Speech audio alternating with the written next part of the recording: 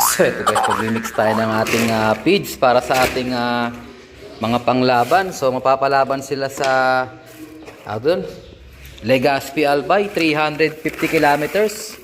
So kailangan natin seryosohin ng lap nila ngayon. Kumbaga sa ano kailangan mabigyan natin sila ng tamang nutrisyon. Ayan. So susundin natin yung recommendation ng mga tropa. So ayan is 4 na takal. Ito isang takal nito. Popondo na tayo ng maganda-ganda. Ayan, tapos kalahati nito. Ang grabe oh, napaka-solid yan, hemp seed. Tapos yung pinakakalahati nito. So sakto 100% yan. Lahat 100% yung tinimpla natin, 10 takal, ano? Ayan. Sakto na to para sa 23 birds natin, guys. Ayan. Merong hemp seed, may safflower. So yan na yung gagawin nating mix hanggang sa kanilang loading night. Ayan oh. So hinalo natin ng hemp seed. So ang hemp seed niyan lalabas is 5% lang. Tapos 10% na safflower. Ayan. So sana kaya niya ng mga ibon natin. Ayan. Tara, bigyan natin sa ano natin to, sa mga panlaban natin. Let's go! So ay mapapansin niyo yung mga pang wildlife praise natin, no, nakabilad yan oh. Ulan araw yan guys. So ito yung ating mga panlaban. Ayan. So bukas mag-meet tayo sa Candelaria, Quezon. Ayan. So try ko muna silang parondahin para at least mapagpag sila. Ayan o. Labas kayo mga tropa. Tipad muna kayo bago kumain. Sige, sige, sige, sige. Labas, labas, labas. Labas. Gugug. Ang lakas oh. Doon tayo sa taas mag-abang. Tingnan natin yung kanilang lipad. Yan si NC Bird guys oh. Ito yung bunso natin si 102. Kulang-kulang pa balahibo niyan. Tapos doon. Pero pinabilib tayo niyan guys. Clock yan. Ay, hindi yata to clock. Hindi pala clock to. Si 102. Butas pala yan si 102 nung nakaraan. Akit tayo guys. Saan na kaya sila? Aray ko. Wala sila dito ah. Aray ko, sana sila? Wala kaya tayo sa taas guys. Ayan, lakas ng hangin. So sana wag lang masegra. Serga. Ayun, nakita ko na. Ayun. Nandun sila guys. Relax na relax ang lipad nila. Ayan o. So sana kaya. So dalawa dyan hindi kasali. Yung si 555 tsaka si 730. Yung isa nating 2K band nakauuwi lang. So mukhang kalmado naman sila guys oh. So subukan niyo magdagdag ng hemp seed guys. Maganda rin ang talaga na unang bumabato si si NC Bird oh. Pero walang hingal oh. Yan, nagpupugad kasi siya sa may gilid eh. Pero dahil kaunti pa lang silang lumipad, lalabasin ko muna siya lahat. Yan. So research lang kayo tungkol sa hemp seed guys. Sana kayanin ito. Kasi ang laking bagay nung hemp seed sa mga ibon natin. So yun daw yung pinaka, kaso nga may kamahalan nga lang. So yun daw yung pinaka-essential. Pero hindi kailangan madami kasi pag madami, kailangan pa rin ng ibon na maging balance yung kanilang kinakain. So dito muna tayo tatambay. Bago sila pakainin, paronday muna sila ng konti. Pero hindi sila papakainin kaagad. Ayan. So ayan, abangan nyo guys. Target ko naman dito susunod. Gagawin ko yung bakante nito. Baka bubungan ko na lang. Abangan ang susunod na kabanata. Ayan sila. So hindi ko agad sila pakakainin pero ready na yung pagkain nila doon, nakatimpla na. Ganda ng panahon guys. So bukas Doben is makarating kami ng Matiwasay sa Candelaria, Quezon.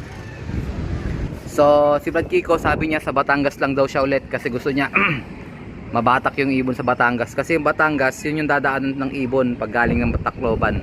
Doon na ang daan. Pero dahil ako may mga tropa tayong magsasabay sa atin, Candelaria tayo. Ay, may mga tropa din to no, may mga ayun, may rumoronda rin to no, kay Viberman yata to eh. Hindi, si Viberman nasa yun, sa anglop nila kay Ryan Silva, kay Boss Ryan. Nasa sa bayan. Sa mga ibon natin nawala. Eh, medyo makulimlim dun guys oh. So sana maging maganda yung bitaw natin bukas. Yan sila guys. Oh. Ayan na nga, bumaba na nga. Yun ang kalaban natin guys, yung malaking bahay. Doon sila pumupunta pagka napupersa na sila. Pero dahil tatawagin ko na sila, gutom na yan, tatawagin na natin sila.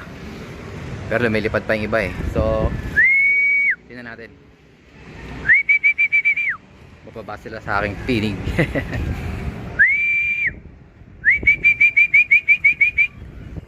Ito talaga oh. Uy, sumalpok. Eh, si ano yun? Si PHA. Ito si ano, 730. Ito yung kauuwi lang guys na 2K banded. Eh, mababa na to oh.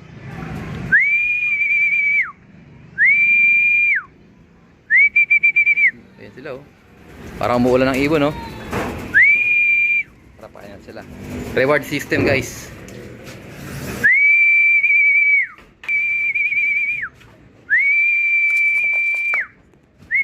Lagyan natin silang patuka. Tingnan natin kung kakain na sila kagad. Isa lang. Pantawag lang guys.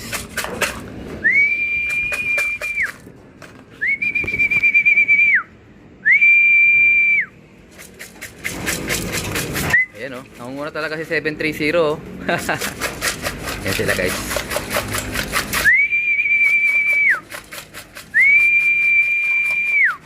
Ayan, si Black Eagle. Ako, hindi ko na nakita yung isang ibon na yun. Ito kay Brother Bernie. Ayun, unahan sila oh. 701. Oh. Ayan, si Grisel. Nako, hindi ko na nakita guys. Tuloy-tuloy na. So, bala ko lagyan ng CCTV yan dan guys. Para pagka nandiyan sila sa landing board, kita na kagad sila. Baka dito ko ilagay yung CCTV pag ganyan oh, para kita sila. Ay, may kumasok sa likod ko si FR. Ito, mayroon pa rito. Okay, kain mga bugoy.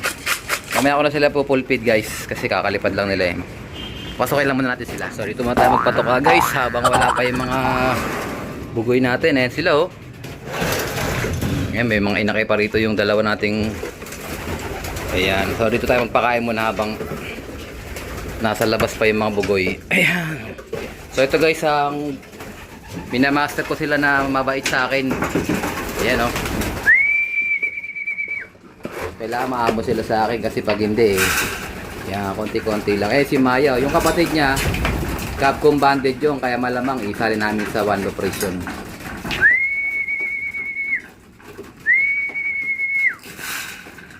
Nandito rin yung panlaban natin si Grisel eh, no?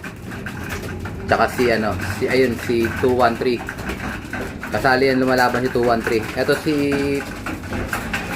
sino ba tong isang to? 221, hindi na siya lumaban. Kasi nagsusubo siya eh. Nalate na siya nung uwi nung nakaraan. Kaya tinigil ko na siya. Hindi ko na siya dinerby. Sayang ang taya sa kanya. Ito mga bagong bugoy ito. So ito mga to, ano na to, nakakaikot na to, nakakalabas na. Ayan. So binartolina ko lang muna sila dito. Pinagulang ko lang ng konti. Pero marunong na sa landing board yan. Ayan. So, yan lang. Kain-kain lang kayo dyan. Tapos yung sa kabila, papakita ko rin sa inyo. Yung mga ibon ni Brother Bernie. Tsaka ni Brother Aben. Nandyan sa kabila. Kumbaga sa ano eh. Second batch natin silang tuturuan. Pero medyo magugulang na yung kay Brother Bernie. Tignan natin sila. Ito.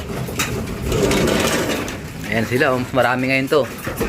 Kasi yung CFL banded natin, binukod ko na sa kabila kaya mas konti yung kabila.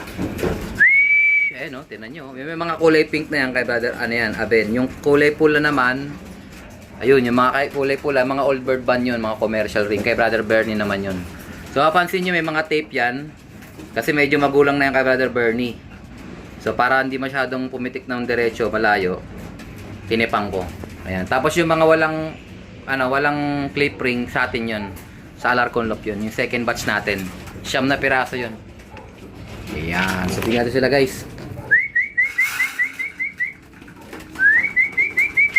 Ayan, magulang na yung kay Brother Bernie. Sana maturuan natin. Sana wag mag-overfly. Eto, magulang na oh. Kailangan talaga sa pag-iibon, may oras kayo. Pag wala, hirap. Hindi kayo kilala ng ibon. Time consuming. Ayan, medyo mailap pa yung isa na yun. So, pag walang clip ring, ibig sabihin sa Alarcon Lock yun.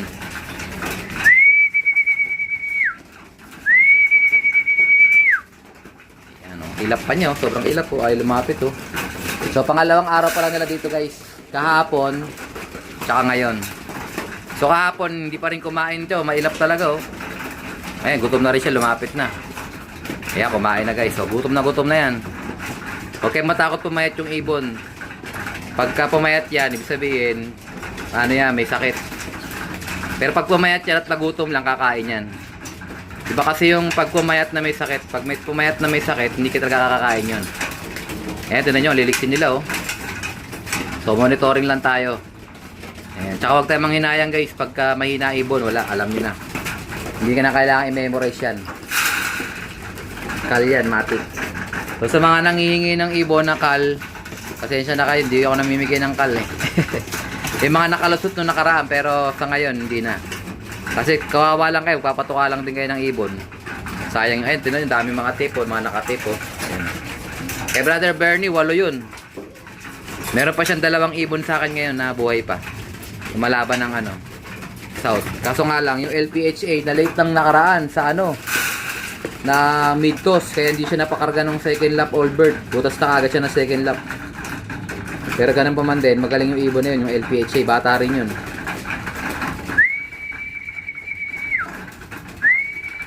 By next week, papakawalan ko na rin to. Kasi open loop lang sila eh. Dito sila pupunta, oh, sa viewing. Yan. Kumulan umaraw, makakalabas sila, pwede silang magpaligo, lumigo. May pula din, oh. 2 yung pula namin, isa kay Brother Aben, tsaka isa yung sa akin. Ewan kay Brother Bernie, may pula siyang pinadala. Wala yata siyang pulang pinadala eh. Congrats natin si Brother Bernie. Clacker yung isa niya sa Calbayog, sa Alegre, One Low Praise. Yan, congrats sa'yo Brother Bernie. Sana maging kasing galing nung ibon mo sa Calbayog, yung mga ibon mo nandito sa akin ngayon. Mapadulo natin, kaso norte ang lipad nito. Sinabay ko na sa norte kasi magre-renovate tayo ng loft sa south. Babaguhin natin yung flooring doon, medyo nagtitipak-tipak na yung flooring. So hindi ako lilipad ng summer. Kumbaga, kung may matirang ibon, baka sunod na south naman ulit lilipad yun. Tingnan natin guys, kung sipagin ako, pwede naman yung mga matitira doon. Pero malamang sa malamang, baka hindi. Papahinga tayo. So, balikan natin guys yung mga ibon sa kabila. Iwanan ko na to. Ito naman guys yung mga pang one low price natin, mga CFL banded. So, sabi ko kay partner, yung CFL banded namin, ikarga na lang sa one low price. Ayan o.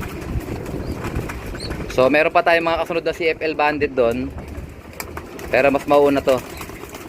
Kasi ang ano naman sa Alegre One Low Price Season 3, kailangan by March 7 pa. At least 30 days old yung ibon nyo. So, March ano pala ngayon? February 10. So, nasa isang buwan pa. So, sakto to guys. Sakto. Kasi nasa 40 days to eh. 40 o 35 days ganyan. So, sakto na to guys. Papuntang Alegre. So, March 7. Tapos, yung sunod na batch, tingnan natin kung kakayanin na nila. Pwede rin sa susunod na pagkakataon yun. Pwede rin sabay na sabay. Pero tingnan natin guys kung maganda na sila. Kung hindi na sila, ano, tag doon. Kasi ayaw natin magpasok ng mahinang ibon. Kailangan malalakas na ibon lang. Kailangan malakas kumain.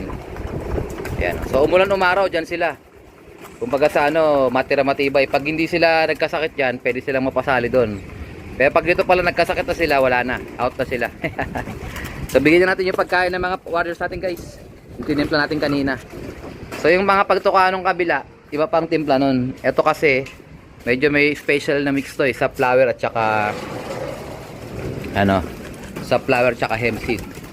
And tingin ko nasa loob na lahat. Pasokin na to mga ibon natin, tamad na maglilipad to eh. Hindi na sila ganun paglilipad, kaya toss na lang tayo.